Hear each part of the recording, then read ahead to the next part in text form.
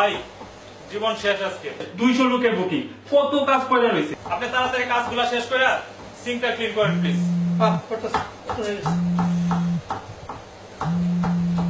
কোনটার বলতে বাংলাদেশ।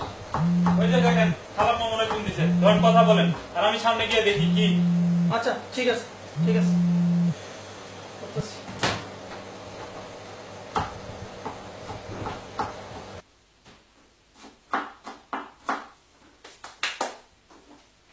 মার একটা ফোন দিই। আরে কত কাজ। হ্যালো মা, কেমন আছো? ভালো বাবা, তুই কেমন আছিস? জি মা, আমি ভালো আছি মা। আজ তো তোমাকে ওইখানে ঈদ, তাই না বাবা? ঈদ? ও হ্যাঁ হ্যাঁ হ্যাঁ মা, হ্যাঁ মা, আজকে আমার গইনে ঈদ। হ্যাঁ তুমি এখন কই বাজান? আমি আমি মা একটু ঘরে শুয়ে রয়েছি মা। ঈদের খাবার রান্না করস নাই বাবা?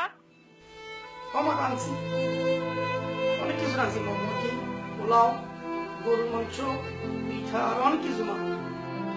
খাইছস বাবা? না মা খাই নাই তো, এখন খাবো। তাহলে বাবা তুই একটু খা, আমি তোর খাওয়ানোর শব্দটা একটু শুনি।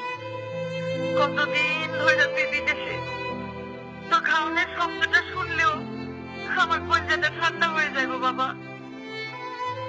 কিরে বাজান, কত কষ্ট না খাইছা তোর? এখন মা খাইতেছি, তুমি শব্দ করো না মা।